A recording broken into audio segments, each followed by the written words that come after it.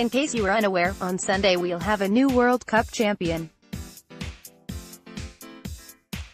There's a chance we'll even have an outright champion rather than a championship earned on penalty kicks after the extra periods and stoppage time, as France and Croatia won their semi-finals before getting to that point. With the motherland, England, out of contention, I have no dog in this hunt, so I'll be rooting for the underdog. Nothing against France, but the Croatian team isn't just the underdog. It also has the distinction of defeating Russia, which means its players are Harry Potter or whoever the good guys were in The Handmaid's Tale, or something. For those unfamiliar with the World Cup, here's a brief primer. Established in 1930, the World Cup occurs every 4 years. Argentina won the first one, Germany won the most recent in 2014. Croatia has never taken the title, which is another tassel on their wizard's robe. France has taken the cup once, in 1988. There are no dynasties, although Italy has won 4 times, Germany 4 times, 3 of those were West Germany, when the Berlin Wall divided the country, and Brazil 5 times. Okay, so those 3 teams have won 13 of the 20 World Cups to date, but they're not dynasties in the normal sense of the term, even if Italy and Brazil have won back-to-back championships. Neither will win in 2018, nor will the 2014 winner, as none of the 3 made it to the finals this year. That is one of the upsides of the World Cup and only playing every 4 years.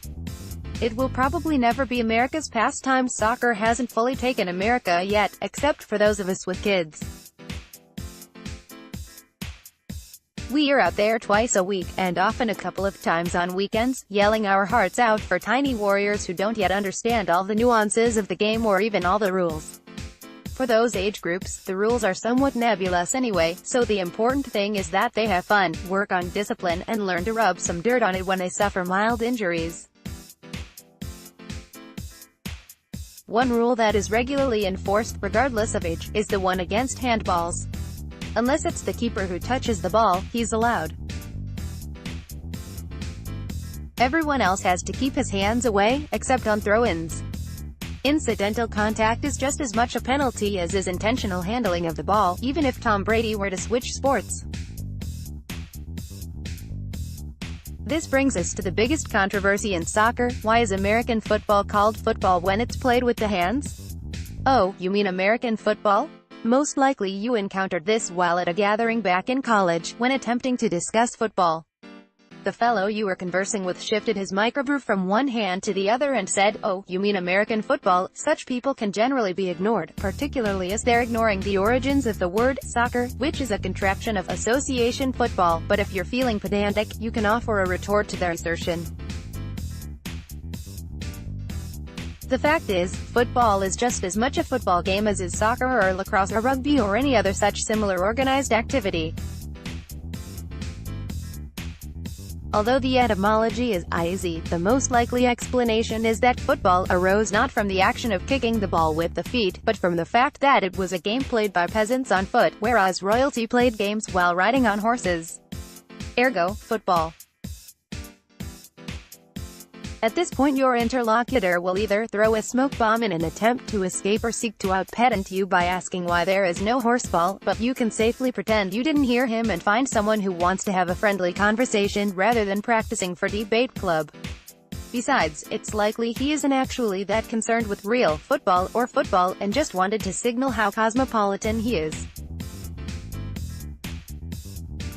The beauty of strategy and occasional biting. There is a bit of truth to soccer being a more cosmopolitan sport, which is funny given it's a game that arose from the peasantry, but that's not important now, for 2 other falsehoods must be addressed. The first is that soccer is boring because it's low scoring and can be decided by penalty kicks rather than goals scored during gameplay. On the surface, that is true, but similar complaints can be made about baseball. One has to appreciate the strategy of the game to enjoy it. If you're all about high scoring, you should watch basketball.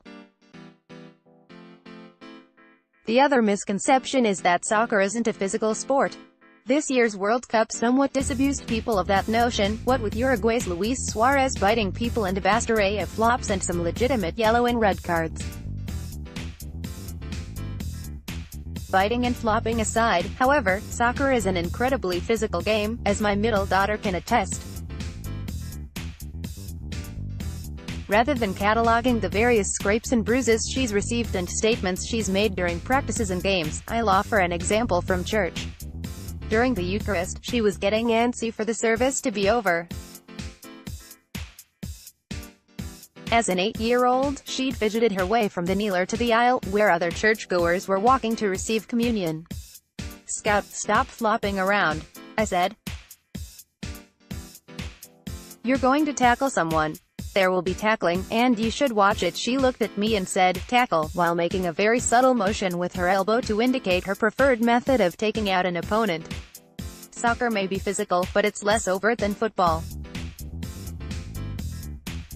That means slyly taking out members of the opposing team when you're trying to get the ball back or head toward the goal rather than straight up smashing them, unless you're after a penalty card. That both iterations of football involve tackling is another thing you can point out, if Mr. My brew turns back up. While the World Cup has been more prevalent onto social media this year, that proves nothing, since social media is not the real world. There is hope for the future, though. It is too late for you to catch the tournament from start to finish, but it's not too late to catch the final, and the fever. Tune in this Sunday morning and check it out. It's on Fox and Telemundo, so you have your choice in commentary. It's early in the day, and most of the country is currently baking in the summer heat, so there's no need to be outside. The match will last maybe 2 hours, so it's not a huge time investment. France is heavily favored to win, but Croatia is in the finals even though they shouldn't be, so there's the underdog angle. It's the weekend, so you can have Bloody Marys or whatever. There's really no argument against watching it, unless you hate, well, not America, but some country. Soccer will never be American football, but it can find a place in your heart, particularly if you like games that don't last 4 hours and feature more playing than talking. Just remember to keep that part of your heart warm, as the next World Cup isn't for 4 years. In the meantime, it'll help if you practice tackling those who want to argue about nomenclature.